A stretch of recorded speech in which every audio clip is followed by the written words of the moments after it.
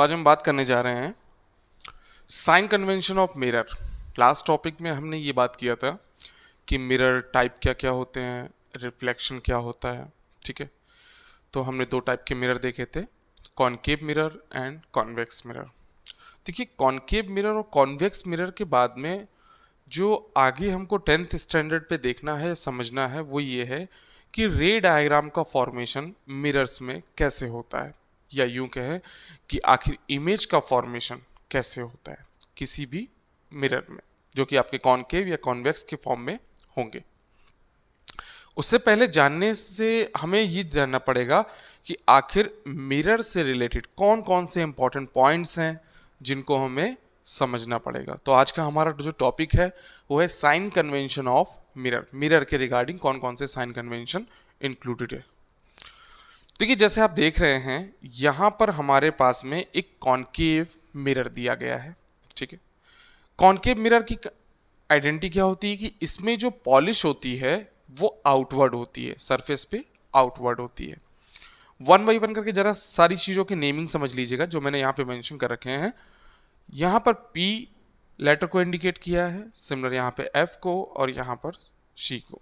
ठीक, देखिए एक्चुअल में क्या है, आप ये कंसीडर करके चलिए कि जो कॉनकेव मिरर है वो इनिशियल टाइम पे, यानी पहले वो एक अपने आप में स्पेरिकल बॉल शेप में स्ट्रक्चर हुआ करता था। बॉल शेप में स्ट्रक्चर हुआ करता था, मतलब कि एक बॉल है, उसको अगर आप बीच से कट कर देते हैं, बीच से कट करते हैं तो उस बॉल के दो पार्ट हो जाते हैं, या यूं कहें कि उस स्फीयर के दो पार्ट हो जाते हैं। अब डिपेंड करता है कि उस बॉल को, जो कि ग्लास की है, हम उसमें पॉलिश किस साइड से करते हैं। अगर मान लीजिए बॉल के आउटर सरफेस पे आपने क्या किया, पॉलिश किया एक पार्ट को लेकर, तो वो आपका बन जाएगा कॉनकेव मिरर। एंड अगर मान लीजिए आपने इसी पॉलिश को इनर सरफेस से किया, इनर साइड से, तो वो आपका बन जाएगा कॉन्वेक्स मिरर। कॉनकेव और कॉन्वेक्स के बाद में ये जानना जरूरी है कि आखिर रे डायग्राम्स का फॉर्मेशन यानी इमेज का फॉर्मेशन कैसे होता है। और इमेज के फॉर्मेशन से पहले आपको समझने होंगे sign convention of a mirror. मैंने कुछ पॉइंट्स मेंशन किए हैं, जरा वन बाई वन करके सारी चीजों को समझ लेते हैं। सोच के देखिए कि ये आपका जो मिरर है स्टार्टिंग में कुछ ऐसे रहा होगा, कुछ अपने आप में इस तरीके से रहा होगा, एक स्फीयर के फॉर्म में रहा होगा। और स्फीयर है तो इसके साथ में एक सेंटर भी एसोसिएट करेगा। भाई कोई भी सर्कल हो या स्फीयर हो तो उसका सेंटर तो ऑब्वियसली होगा ही होगा। तो सेंटर किसी भी स्फीयर का या सर्कल के रिगार्डिंग उसके बीच में ही सिचुएटेड होगा, नाम ही सेंटर है। और आप ये भी जानते हैं सेंटर से लेकर सरकमफ्रेंस तक की जो डिस्टेंस होती है उसे आप सिंपली रेडियस बोल देते हैं। क्या बोल देते हैं? रेडियस। तो अब ये देखिए जरा, एक्चुअल में ये मिरर सिर्फ इतने ही पार्ट तक सिचुएटेड है, या यूं कहें कि इतने पार्ट में अलाइन कर रहा है। ये तो हमारा इमेजिनरी सेक्शन है जो हमने ड्रॉ किया है, बट है तो ये पार्ट किसका? एक सर्कल का ही। तो सबसे पहला पॉइंट आता है आपका सेंटर। किसी भी मिरर का सेंटर कहां पर सिचुएटेड होता है, जो कि उसको उस मिरर की रेडियस डिस्टेंस तक इंक्लूड करता है। यानी मिरर से लेकर सेंटर तक की जो डिस्टेंस है वो रेडियस, ऑब्वियसली जिस पॉइंट पे मीट कर रही है वो उस मिरर का हो जाएगा सेंटर। ठीक है, और इस डिस्टेंस को जो कि मैंने ये ड्रॉ किया है इसको कह देते हैं रेडियस ऑफ कार्वेचर। अब ये कार्वेचर क्यों कह देते हैं? वैसे तो बहुत डेप्थ में जाने की जरूरत नहीं है 10th स्टैंडर्ड के रिगार्डिंग, आप इतना समझ के चलिए, बिकॉज ऑब्वियसली सेंटर से लेकर सरकमफ्रेंस तक की जो डिस्टेंस होती है उसको रेडियस कहते हैं। और ये डिस्टेंस एक कर्व सेक्शन पे है, यानी जो मिरर है हमारा वो कर्व स्ट्रक्चर में है, तो हम कह देते हैं रेडियस ऑफ कार्वेचर। ठीक है, इसके बाद में हमारे पास में आता है ये पॉइंट जिसको हमने नाम दिया है F, यानी फोकस। क्या नाम दिया है? फोकस। जरा ध्यान समझिए कि फोकस क्या होता है। किसी भी मिरर का ये वो पॉइंट होता है जहां से लाइट रेज रिफ्लेक्शन को क्रिएट करती है, यूं कहें कि आफ्टर रिफ्लेक्शन पास होती है। लाइट रेज इंसिडेंट करेंगी और जब रिफ्लेक्ट करेंगी तो वो कहां से पास करेंगी? फोकस से, सिंपली फोकस से पास ऑन करेंगी। तो इस पॉइंट को कह देते हैं फोकस पॉइंट। अब जरा देखिए, सेंटर से लेके इस पॉइंट तक की जो डिस्टेंस, ये भी आपकी क्या होगी, ऑब्वियसली ये भी एक रेडियस ही होगी, नो डाउट रेडियस ही फॉर्म करेगी। ये जो फोकस का पोजीशन होती है या पॉइंट होता है, ये मिरर एंड सेंटर के जस्ट बीच में होता है, बिल्कुल बीच में होता है, यानी ये वाली डिस्टेंस और ये वाली डिस्टेंस, दोनों डिस्टेंस क्या होंगी, इक्वल होंगी। जो कि आप ये पॉइंट देख रहे हैं जिसका नाम है P यानी पोल। ये 1 बाय 1 करके सारी डेफिनेशंस आपकी बुक में मिलेंगी, एनसीईआरटी की बुक में मिल जाएंगी इजीली। और उन डेफिनेशन को आप रीड करने के बाद में इस वीडियो को देखकर आप ये समझ सकते हैं कि आखिर वो पोल क्या है, कहाँ होता है, फोकस क्या है, सेंटर क्या है। तो पोल क्या है, पोल ऐसे समझिए, ये जो लाइन देख रहे हैं आप, इस लाइन को कह देते हैं हम principal axis. In short principal axis मतलब क्या है, ये एक इमेजिनरी लाइन है, एक आर्टिफिशियल लाइन है, हमने कंसीडर करी है, सोची है, समझी है, ठीक है। एक मिरर से, लाइक मिरर इस टाइप में है, सपोज मान लीजिए इस टाइप में मिरर है, और एक लाइन या एक रॉड इस तरीके से यहां से पास ऑन कर देते हैं, तो क्या हो जाएगा, जो ये रॉड पास होके गई है, ये रॉड आपकी हो जाएगी प्रिंसिपल एक्सिस, ठीक है। Principal axis, principal axis mirror को जिस पॉइंट पर कट करती है या जिस पॉइंट पर टच करती है, उस पॉइंट को कह देते हैं हम पोल, उस पॉइंट को कहते हैं पोल।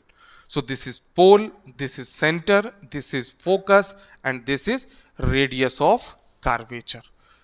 अब देखिए जरा साइन कन्वेंशन समझ लीजिए कि मैथमेटिकल फॉर्म में साइन का यूज कैसे करते हैं और कहाँ कहाँ पर करते हैं। मैथमेटिकल फॉर्म में बेसिकली हम मिरर के, चाहे वो कॉनकेव मिरर हो या कॉन्वेक्स मिरर हो, हम ऑब्जेक्ट को लेफ्ट हैंड साइड पर प्लेस करते हैं according to the size of object. Whatever, जो भी साइज हो, जरूरी नहीं कि इतना ही बड़ा साइज हो, ऑब्जेक्ट जितने बड़े साइज का है वो डिपेंड करता है कि हम उसकी वैल्यू को कितना पेरीमीटर में कंसीडर कर रहे हैं, ठीक। तो आप ऑब्जेक्ट को हमेशा लेफ्ट हैंड साइड पे पुट करेंगे। कॉनकेव मिरर के रिगार्डिंग जो इमेज बनने की सिचुएशंस होती हैं वो सारी की सारी कहा जाए तो रियल फॉर्म में होती हैं, लेकिन ऑब्जेक्ट की पोजीशन के रिगार्डिंग ये सिचुएशन चेंज होती रहती है और इमेज जो बनती है वो वेरियस पॉइंट पे अलग अलग तरीके की इमेज बनती है, ठीक। कैसे, देखिए जो भी इमेज बनेगी आपकी वो ऑब्जेक्ट के रिगार्डिंग या तो डाउनवर्ड नीचे की तरफ बनेगी या फिर अपवर्ड बनेगी। तो बेसिकली कहा जाए, ये जो पॉइंट P देख रहे हैं ये आपका एक तरीके का एक्सिस है। आपने मैथमेटिक्स में कोऑर्डिनेट एक्सिस देखा होगा, तो कोऑर्डिनेट एक्सिस का ये जो P पॉइंट है ये आपका 0 0 है, दैट इज ओरिजिन, ठीक है। ओरिजिन के रिगार्डिंग जितनी भी वैल्यूज आप राइट हैंड साइड पे मूव करेंगे वो सारी की सारी किस में होंगी, प्लस में होंगी, एक्स एक्सिस प्लस। एंड जितनी भी वैल्यूज आप लेफ्ट हैंड साइड पे मूव करेंगे वो सारी वैल्यूज माइनस में एक्स एक्सिस को रिप्रेजेंट करेंगी। सिमिलर इसी तरीके से P पॉइंट के रिगार्डिंग ऊपर की तरफ जो भी वैल्यूज आप मूव करेंगे तो y एक्सिस पे वो प्लस होंगी, एंड डाउनवर्ड y एक्सिस के रिगार्डिंग माइनस में होंगी। Plus minus, similar plus minus, यानी अगर आप ऑब्जेक्ट को प्लेस करते हैं यहां पर और इसकी वैल्यू जो डिस्टेंस कंसीडर की जाएगी आगे चल के फॉर्मूलाज में, वो आपकी माइनस के सेंस को क्रिएट करेगी। एंड सिमिलर ऑब्जेक्ट जो है आपका प्रिंसिपल एक्सिस के ऊपर की तरफ शो कर रहे हैं, दैट मीन्स उसकी हाइट किस में कंसीडर की जाएगी, प्लस साइन के रिगार्डिंग। बट अगर इमेज आपकी डाउनवर्ड यानी इन्वर्टेड, जिसको हम लोग उल्टा भी कह देते हैं, उल्टी बनती है अगर, तो वो हो जाएगी आपकी माइनस साइंस में, यानी हाइट जो कंसीडर की जाएगी वो माइनस के साइन के साथ कंसीडर की जाएगी। बट अगर इन द केस इसको आप ऊपर से कंसीडर करते हैं यानी ऊपर की तरफ इमेज बनती है, तो ये हो जाएगी आपकी पॉजिटिव सेंस, यानी उसकी जो वैल्यू रिप्रेजेंट करेगी न्यूमेरिकल सेक्शन में या फॉर्मूलाज के बेसिस पे वो पॉजिटिव रिप्रेजेंट करेगी। बिकॉज देखिए मिरर के साथ में ऐसा कोई केस नहीं होता है कि इमेज पीछे की तरफ बन रही हो, तो यहाँ पर अगर बनती भी है तो वो इमेज हमारी हो जाती है एक तरीके से कह सकते हैं कि वो वर्चुअल इमेज हो जाती है, वर्चुअल इमेज। देखिए ये कॉन्सेप्ट हालांकि मुझे इससे पहले इंट्रोड्यूस कर देना चाहिए था, virtual image and real image. But ठीक है, फिर भी आप इसको अगर कुछ नोट करना चाहें तो नोट कर सकते हैं, जो भी आपको समझने के लिए ज़रूरी हो, एसेंशियल हो। फिर उसके बाद में हम डिस्कस करते हैं कि real image and virtual image का क्या सेंस है।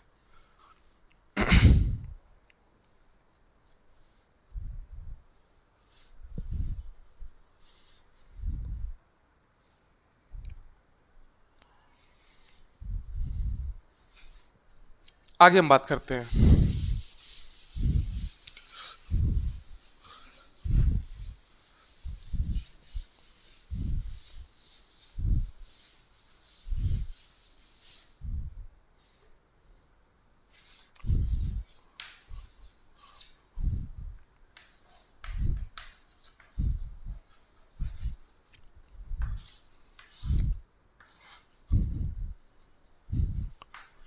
रियल एंड वर्चुअल इमेज जरा समझ लीजिए, वो ज़रूरी है।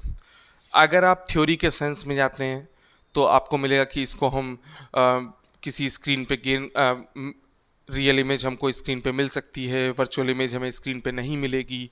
इस टाइप से थ्योरीज के बहुत सारे डिफ्रेंशिएट करके पॉइंट को इंट्रोड्यूस किया गया है।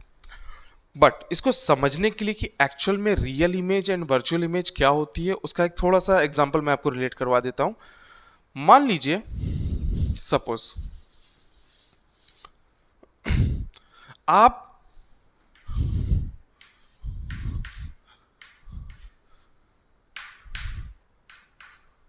अच्छा लग रहा है आई थिंक, ठीक है। आप अपने सामने किसी दूसरे पर्सन को या आपके फ्रेंड को देखते हैं कुछ इस तरीके से, फेस टू फेस आप उससे बात कर रहे हैं, तो क्या होगा कि आपकी आंखों पर, आपकी आइज पर जो इमेज फॉर्म होगी, यानी जो इमेज बनेगी आपके फ्रेंड की, ऑब्वियसली जब आप इसको विजुलाइज करेंगे, इसको देखेंगे, तो ये इमेज फॉर्म होगी इसकी पूरी की पूरी, और ये इमेज कहाँ फॉर्म होगी? आपकी आंखों पर। तो यानी एक्चुअल में आप इसको देख रहे हैं, थोड़ा सा कॉम्प्लिकेटेड लग रहा होगा मे बी शायद 10th स्टैंडर्ड के रिगार्डिंग की एक्चुअल में देखना और वैसे देखने का क्या सेंस है। ये सेंस बिल्कुल क्रिएट होता है, मैं समझ रहा हूँ।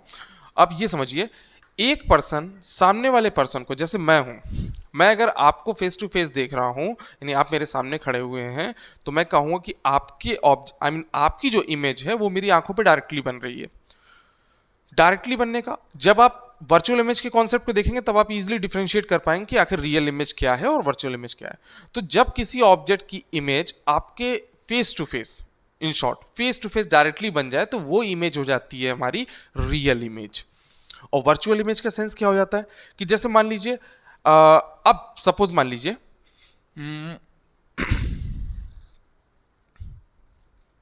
हाँ, एक और पर्सन है, थर्ड पर्सन, सिमिलर इसी तरीके से, डन। और सिचुएशन कुछ ऐसी है कि ये पर्सन इस डायरेक्शन में देख रहा है, डन, ये वाला पर्सन इस डायरेक्शन में देख रहा है, एंड सिमिलर ये वाला पर्सन भी इसी डायरेक्शन में देख रहा है। आप ऐसे समझिए कि ये सिचुएशन अराइज हो रही है, इस पर्सन की जो डायरेक्शन है देखने की वो यहां पर है, दूसरे वाले की इस साइड में, और इसकी इसके जस्ट पीछे की साइड से। तो आप खुद सोच के देखिए, ये पर्सन जब खड़ा होगा तो ये इस तरीके से खड़ा होगा, ठीक है। सिमिलर ये वाला बंदा जब खड़ा होगा तो ये बंदा कैसे खड़ा होगा? ये ऐसे खड़ा होगा। एंड एक थर्ड पर्सन जो कि पीछे की तरफ है एक और, वो कुछ इस टाइप से खड़ा होगा। अब अच्छा एक बात बताइए, मान लीजिए ये बंदा जो कि इसकी इमेज को देख रहा है, यानी इसको देख रहा है, क्या ये कैपेबल है इसको देखने के लिए? ऑब्वियसली नहीं होगा, क्योंकि ये बंदा मेरे आगे खड़ा हुआ है। मान लीजिए ये मेरी पोजीशन है और ये मेरे आगे खड़ा हुआ है, जस्ट मेरे बैक करके, यानी बैक साइड में, बैक उसकी मेरे फ्रंट में आ रही है, और इसका फेस इसकी साइड में जो कि मेरे फ्रंट में है। जरा देखिए, इसकी जो इमेज होगी पूरी की पूरी, वो इसकी आंखों पर क्या होगी? विजुअलाइज होगी, यानी बनेगी जाके। और ये मैं इसकी आंखों से ये देख रहा हूं जो इस पे इमेज बन रही है, यानी इस बंदे की जो इमेज इस पे बनी है जाकर, वो इमेज अब इसको दिखाई दे। नहीं समझ में आ रहा है? फिर से देख लीजिए एक बार। सिचुएशन क्या है कि एक पर्सन जो कि इस डायरेक्शन में फेस करके खड़ा हुआ है, दूसरा पर्सन उसके जस्ट फ्रंट में इस डायरेक्शन में फेस करके खड़ा हुआ है, और तीसरा जैसे कि मैं खड़ा हूं इसके जस्ट पीछे। तो क्या होगा, इसकी जो इमेज होगी पूरी की पूरी, वो इमेज इसकी आंखों पे बनेगी। डन, अभी समझिएगा, इसकी आंखों पे बनेगी और इसकी आंखों में जो इमेज बन रही है वो इमेज मैं इसके देख पा रहा हूं, इनलार्ज करके, बड़ा करके। तो ये बताइए, क्या एक्चुअल में मैं इसका फेस देख पा रहा हूं? एक्चुअल में तो मैं इसका फेस नहीं देख रहा हूं, बट फिर भी यहां पर मुझे एक इमेज दिखाई दे रही है। या आप ऐसे कंसीडर कर लीजिए, कोई ज़रूरी नहीं कि आप नंबर्स लोगों को ही कंसीडर करके इस तरीके से करें, आप मिरर को भी कंसीडर कर सकते हैं। मान लीजिए आपके फ्रंट में एक मिरर जो कि इस टाइप से है और इसके सामने कोई भी एक ऑब्जेक्ट रखा हुआ है। मान लीजिए कोई एक पर्सन है सिमिलर इस टाइप से, इसका फेस इस मिरर की तरफ है। सिमिलर एक पर्सन जो कि इसके बैक साइड में है, डायरेक्शन देखिए, इस मिरर का जो फेस है पॉलिश इसके बैक साइड में, यानी डायरेक्शन ये वाली फॉलो कर रहा है।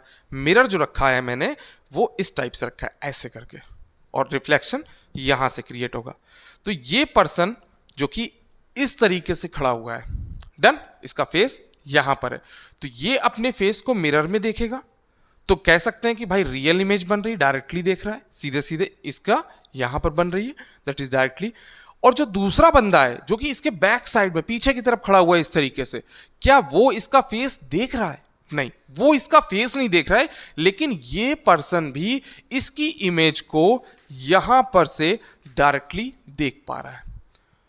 यानी एक ऐसी इमेज का फॉर्मेशन या ऐसी इमेज जो एक्चुअल में ना होकर फेक फॉर्म में दिख रही है, उसे ही कह देते हैं हम वर्चुअल इमेज।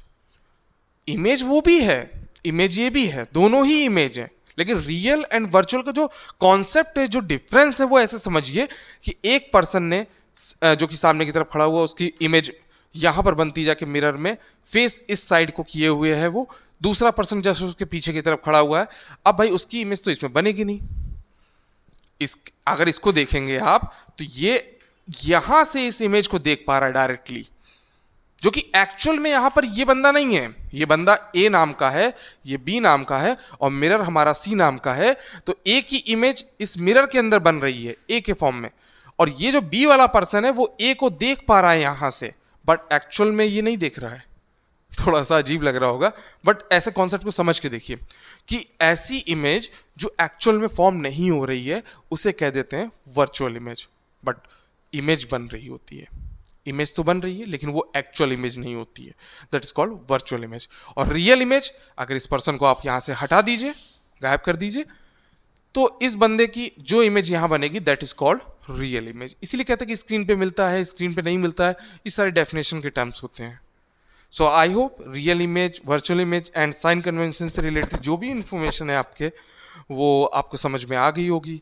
और इसके आगे हम बात करेंगे रे डायग्राम फॉर्मेशन की, मिरर्स में रे डायग्राम का फॉर्मेशन कैसे होता है, कॉनकेव मिरर में कैसे होता है, कॉन्वेक्स मिरर में कैसे होता है, कितने टाइप्स के केसेस होते हैं, और उन केसेस के रिगार्डिंग कौन कौन सी चीज़ें इंक्लूडेड होती हैं। तो तब तक के लिए खुश रहिए, गुड बाय।